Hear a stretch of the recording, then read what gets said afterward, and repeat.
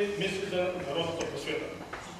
По-късно този Стойко Донев завършва философия в Германия и става преводач на известната книга „Въведение на философията“ Фридрих Полосен. Много градове и села на страната били образувани народни читалища и те развивали преди освобождението голяма културно-просветна дейност в народа. Такива имало и в Севдеевския, Габровския и Дряновския край, откъдето били преселени добромиршини. През есента на 1895 г. по инициатива на Стойко Донев, Атанас Добрев, Даскал Начо и свещеник Димитър Пенев било образувано първото читалище напредък в селото. Членове, основатели били още Иван Ганев Колев, Генко Иванов Гунев, Нено Райков Чиликов, Генчо Дмитров Ланджев, Дойко Богданов, Стари Иванов Парчев и други. Решено било да се съберат дарения пари и натура за финансирането и подпомагането на читалището. Въпреки усилията на ръководството, читалището не могло да развие необходимата дейност и прекратило работата си. Читалището било възобновено през 1900 година. В учредителен протокол се посочва: днес, 25 декември 1900 година, нито подписаните жители на село Добровинка, събрани на извънредно заседание в Добровинското основно училище, по инициатива на Ранков съселени и учителското тяло, състоящо се от учителите Атанас Добрев из Добромирка, Григор Корназов от село Бебене, Севдеевско поле, Иван Касапиев, Габрово. След като разкрива значението на читалищата изобщо, какво влияние имат за развитието на населението, причините за заглъхналото основано през 1895 г. читалище реши да се основе на ново читалище със седалище в село Добрънка, което да носи името на първото основано през 1895 г. читалище Напредък. Пристъпва се към избиране на настоятелство, сядно гласоподаване и то при пълно болшинство, а именно председател и учителя Иван Касакиев, подпредседател Стефан Обрешев, деловител и библиотекар Нетко Сан, касиер Атанас Добрев, за ревизори Станчо Стедрегов, Иван Иванов Цеков, Димитър Делчев, Стани Рачев, всички на село Добровинка. Разкриха се средствата и източниците, каквито могат да бъдат за поддържане на това читалище. Решава се членовете да внесат по 2 лева и 40 годишна вноска или 12 гроша. Господин Атанас Добрев благоволи да подари на новото читалище сумата от 20 лева. За разлика от опита през 1895 г. сега читалище Напредък се стабилизирало бързо. Численостният състав достигнал 122 души, от които 2 жени, учителките Пена Лесева и Райна Николова. Прият бил устав, групиран в 7 раздела: цел на читалището, поддържане на читалището, състав на читалището, управление на читалището, длъжности на настоятелството, общи събрания на членовете и разни постановления.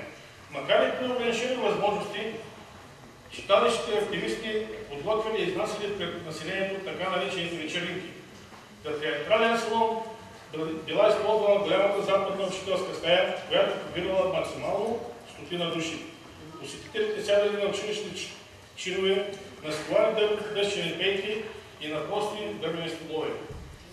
По това време били играни пиесите Многострадална Геновева, Подигото, Руска, Иро Войвода, Стефан Кададжа и други. Ролите били изпълнявани от учители и от няколко будни селени. Ролята на Геновева изпълнявала Донка Поп Димитрова, а ролята на детето от нейния брат Пенчо Поп Димитров.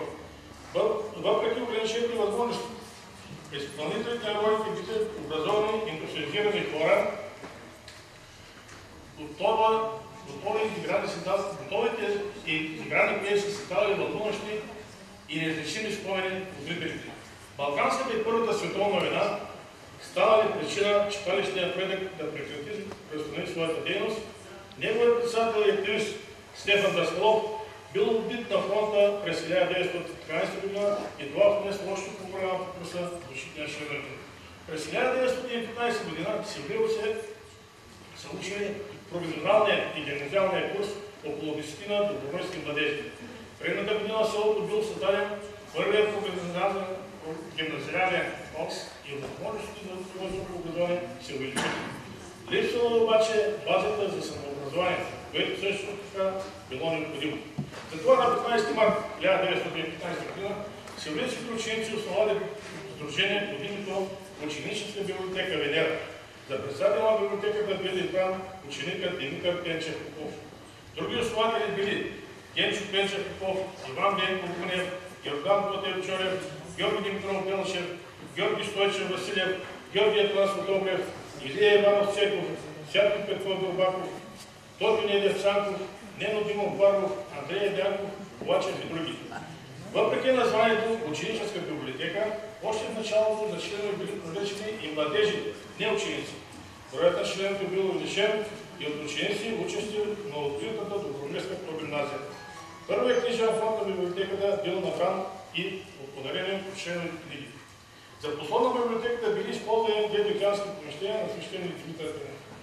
По време на ваканционния период и библиотеката се събират младежи да беседват, да четат и репетират някакви песен. Първата ученическа забава за набиране на средства била проведена през зимата на 1917 година. В програмата били включени декламации, коморейски, инструментални слова и дуети и малката комедия «Ще се самоубия». На 5 април 1918 година починал в юношеските си години председател на ученическата библиотека Димитър Пенчев Попов. В израз на признателност към неговите заслуги към ученическата библиотека на Общо събрание през януари 19 година тя била преименувана на Народна библиотека Димитър Пенчев Попов. Бащата на патрона Пенчев Димитров, който по това време живеел и работил в САЩ, направил дарение от 20 000 лева за създаване на фонд на името на рано починалия му син. На 1 ноември 1920 година група бивши членове на заглътваното през Балканската война читалище Напредък го възобновили и регистрирали така от 1920 година до 1927 година в село Добромирка съществували две читалища на учениците Димитър Пенчев Попов и на възрастите Напредък. През 1920 година те се обединили и образували Народно читалище Пробуда, което притежавало 3000 тома книги. С обединени усилия и изнесени пиеси, руска, хъшови, Вулконци, Тъмно зори, Лезов и много други. След 1915 година, като председател на читалището работили Димитър Попов, Иван Гунев, Георги Димитров Белчев, Ангел Иванов Петър, Кунчо Иванов Вълев, Петко Тенев Христов, Панко Гатев, Делчо Димитров Варсев, Иван Димитров Варсев, Димитър Георгиев Белчев, Денчо Иванов Медалев, Йорданка Василева Белчева, Милка Тодорова Красева, Валентин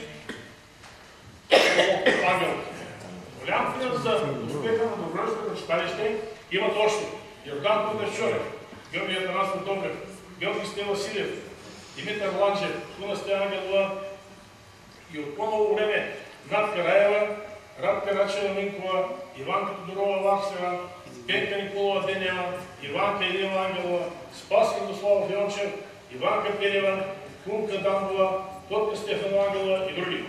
В случай 50 годишното от рождението на поета Пели Пенев, изпълнителният комитет на окръжен народен съвет град Габрово взема решение от 6 май 1980 година читалище Пробуда село Добромирка да се преименува Народно читалище Пели Пенев. До лятото на 1985 година към читалището работят Певчевска група за изборен фолклор, група за представяне на стари обичаи, танцов състав, естрадно музикален състав и така нататък. След тази 1985 година участниците предимно млади хора напускат селото и се установяват в градовете. В момента читалището работи Певчевска група за изборен фолклор и стари градски песни. Участници Тотка Денчева, Иванка Ангелова, Вонка Димитрова, Тинка Иванова, Минка Колева, Донка Минчева, Радка Тодорова Василева, Румяна Косева, Стефка Колева, Иванка Пенева, Кунка Дамбова и Гънчо Ледев. В някои моменти търсим помощ от участници в формация Веселина, Николай Колев, Педулка, Полина Колева, Веска Лаева, Перици и други инструменталисти. За постигнати високо майсторство от самодействие, читалището е получило 30 републикански зонални награди, бронзов медален медал и грамота от 5-я национална съборна на Народно творчество. Грамоти и медали, Лаван Пее, море песен на черни вид, участие от Илиния Скат, от българско по българско, общински мероприятия, 7 републикански фестивал и много други. Читалището разполага с общото 171 тома книги и читателите за 180. Това е накратко за развитие на читалището в село Добрилка до нашите дни. Да пожелаем нови успехи, здраве и всичко най-добро. Благодаря.